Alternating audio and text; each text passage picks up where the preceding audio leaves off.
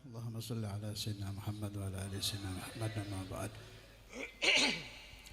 Malam ini malam yang penuh dengan cahaya, dengan anwar, cahaya yang tersedot dari atharul ittiba' bi sayyidina Maulana Muhammad.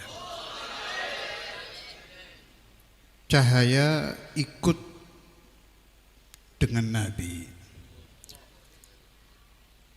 tidak harus di masa beliau, tidak harus di masa tabi'in, tidak harus di masa tabi'ut tabi'in, bahkan di akhir zaman pun tetap anwarul ittiba', cahaya ikut dengan Nabi Muhammad akan tetap ada.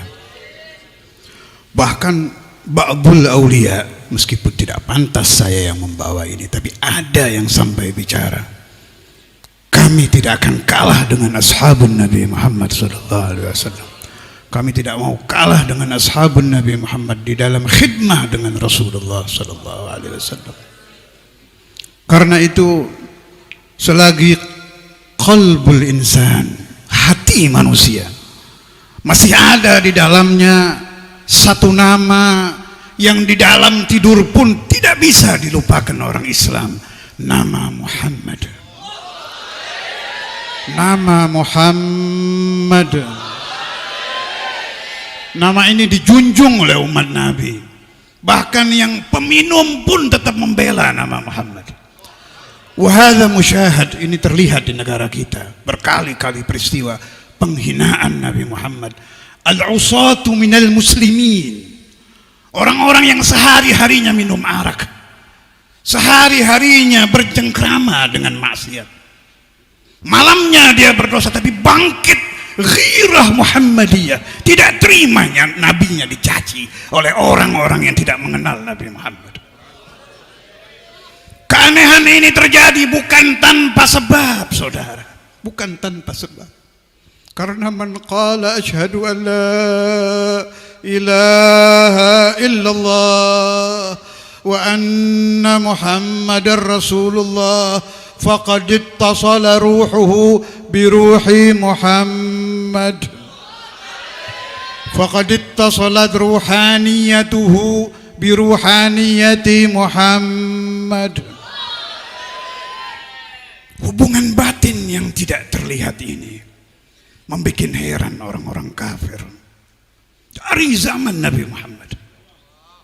Orang-orang yang membenci Rasulullah, mereka tetap mengakui ma ra'ayna ahadan yuhibbu ahadan kama yuhibbu ashabu Muhammadin Muhammadan. Kami tidak melihat seseorang begitu cintanya dengan orang lain seperti cintanya ashabu Rasulullah, seperti cintanya orang-orang yang telah melihat muhayya Muhammad, orang-orang yang diberi rezeki melihat wajhu Rasulullah, secara otomatis akan tergiur.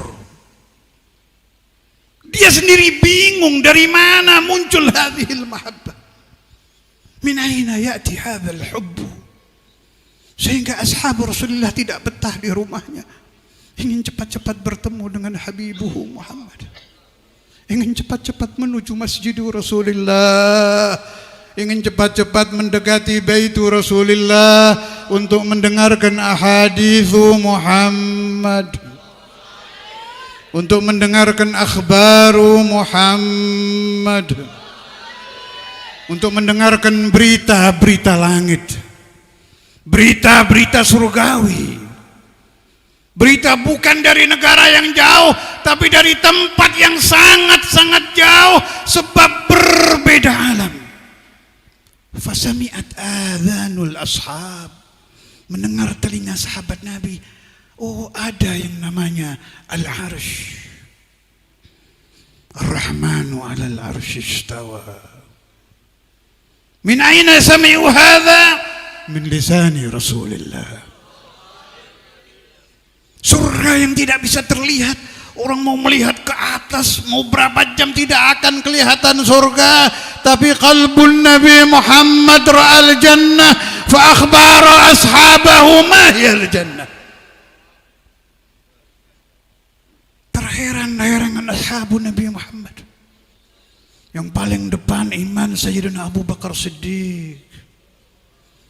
Ternyata ada yang namanya surga. Ada nanti hurul ain.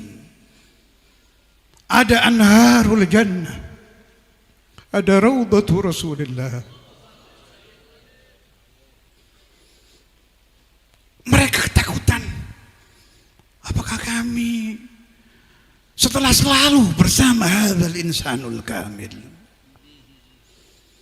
apakah kami setelah tiap hari melihat hadzal wajhan nadir, muka yang begitu elok, rupawan, bercahaya, apakah kami setelah mendengar saut ya lahu min saut, lebih dari sautu Daud yang sangat indah, berdendang-dendang mengejarkan ajaran-ajaran Tuhan, terdengar di telinga ashabun Nabi Muhammad. Ya Rasulullah, apabila kami nanti mati, apakah kami akan bertemu lagi dengan paduka?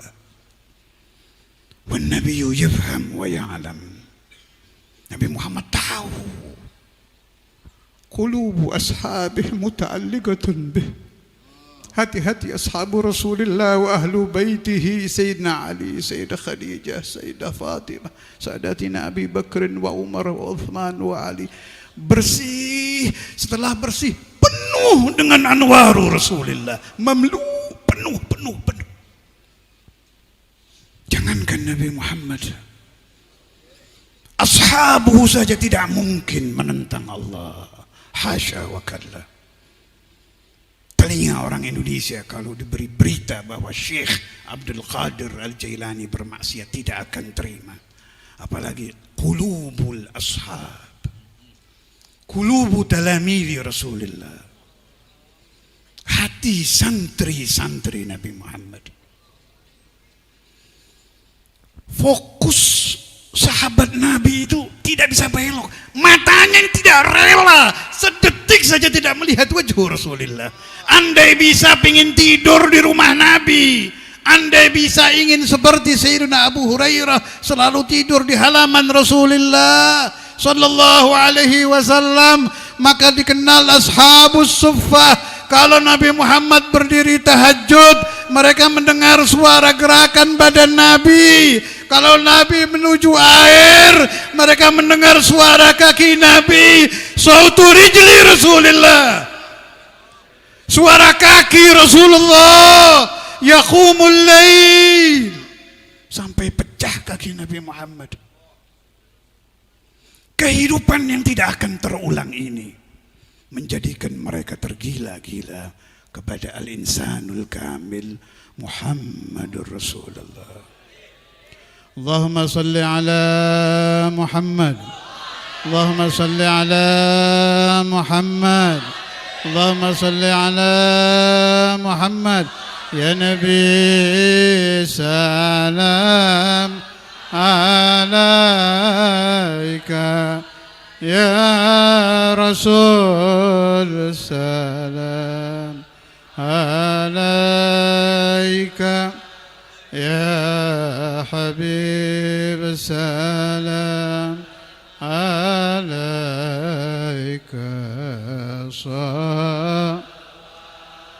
Allah alaika, Allah ya Nabi salam alaika, ya Rasul salam alaika,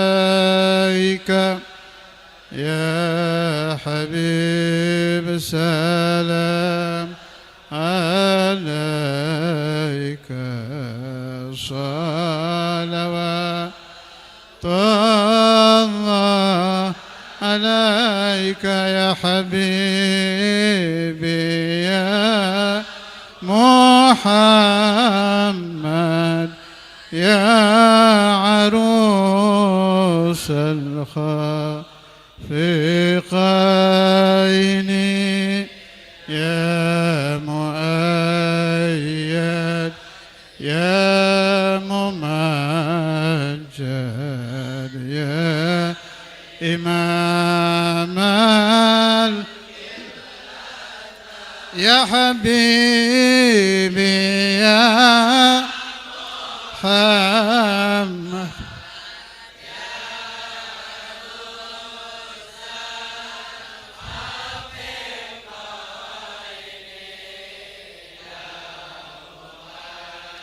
يا ممجد ما القبلة من رأى وجهه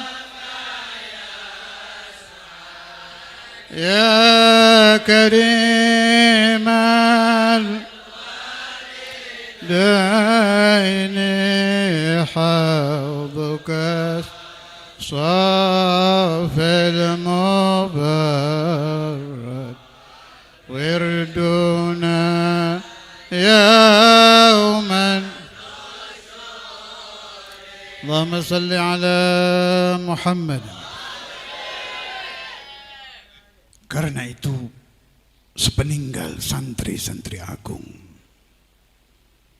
sepeninggal pelajar-pelajar ulung, madha zaman wa ashab, lewat, meninggal semua. Wa matu kulluhum ala husnil khatimah. Semua sahabat Nabi meninggalnya baik, tidak ada yang meninggal tidak baik, sebab dididik langsung oleh Rasulullah sallallahu alaihi wasallam. Maka mulailah orang-orang yang ketetesan nur nabawi. Ada kelompok ahlul hadis mulai mencari-cari. Kita ingin hidup seperti sahabat Nabi tapi tidak bisa, telah lewat. Mulai dikumpulkanlah hadisan. Yang paling luar biasa di dalam pengumpulan hadis adalah Imam Al-Bukhari radhiyallahu taala anhu. Hormat dengan hadis Imam Bukhari ini. Tidak menulis satu hadis kecuali beliau wudhu dulu dalam keadaan suci. Malah sebagian riwayat mengatakan beliau mandi dulu baru. Dan kitab beliau Al-Jami' As-Sahih beliau tulis di hadapan Rasulullah sallallahu alaihi wasallam di Madinah, di Maqam Madinah. Yang aneh ini, kok betah ini orangnya? Coba kalau baca riwayat itu dihadirkan hati kita, kok bisa betah dari satu negara ke negara, dari kota ke kota, cari dikumpulkan satu-satu, syauqan bi Rasulillah. Karena hatinya ingin iltihaq, al-luhuq, ikut dengan ashabu Rasulillah. Satu hadis ditulis. Coba bayangkan Anda pergi 40 hari saja tidak untuk nafkah anak istri, tidak untuk berjalan-jalan, khusus mencari hadis, betah apa tidak? Tidak dibayar ini. Ya, kalau sekarang orang bilang qala Rasulullah raja'a wa jaibu masya Allah mamlu, tambah tebal tambah semangat kola-kolanya. La ilaha illallah wa la hawla wa la quwwata illa billah. Itu Al-Imam Al-Bukhari. Aneh ini.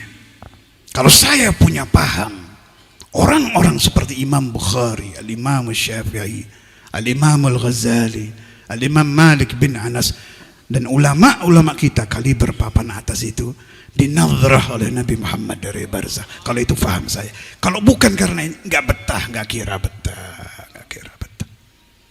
Tidak kira betah. Fal fadlu kullul fadli lin Nabi Muhammad. Jadi kalau direnungkan lagi, ternyata yang mengirim magnet pengumpulan hadis ya Nabi lagi. Ternyata yang membuat, kalau Imam Ghazali khalas sudah jelas, beliau dengan tegas bercerita bahwa beliau mendapat futuh setelah bermimpi diludahi oleh Rasulullah SAW. Hadza wadih. Kalau yang wali dan alimnya bercerita, kita sudah jelas, oh ini penyebabnya. Tapi kalau tanpa, ya apalagi Imam Ghazali berapa tahun di menara itu, di Damaskus, kam sana, merenung, nanti ditulis, tuh nulis Ihya kan di situ itu. Ya Allah, la haula wala quwwata illa billah. radhiyallahu taala anhum wa nafa'ani. Kita ini kayak malam ini nyari berkah, berkah Habib Muhammad bin Abdurrahman As-Segaf, berkah Umi Nung ini 40 harinya orang soleh, berkah Habib Abdurrahman Yahdur Ma'ana, berkah Habib Usman orang-orang tua. Itu yang kita cari. Sebab kalau udah baca riwayat-riwayat, waduh, nggak ada apa-apanya gitu ya. Hayatuna li ajli dunya, bangun tidur li ajli dunya, tidur li ajli dunya, cita-cita dunia. Repot kalau kita hanya kelompok pencari berkah, kelompok ahlul khidmah, nakhdumullah wa rasulah wa khulafa'a rasulillah sallallahu alaihi wasallam. Karena itu, yang masih diberi usia muda, yang mendengar suara saya ini, pahami bahwa kehidupan alam dunia ini dibaliknya ada alam, namanya alamul malakut. Pengontrol yang asli itu dari situ. Yang asli itu dari situ. Ya, saya kasih satu cerita sebagai bukti dari omongan saya ini. Saya agak lupa masalahnya apa. Pokoknya di Tarim itu ada satu kejadian yang kurang baik. Terus ada satu wali min auliya ini bisa melihat alam barzah. Dari rumahnya nggak betah. Ini kenapa wali-wali yang di Zambal itu, Syekh Al-Faqih Al-Muqaddam Muhammad bin Ali ini kaliber ini.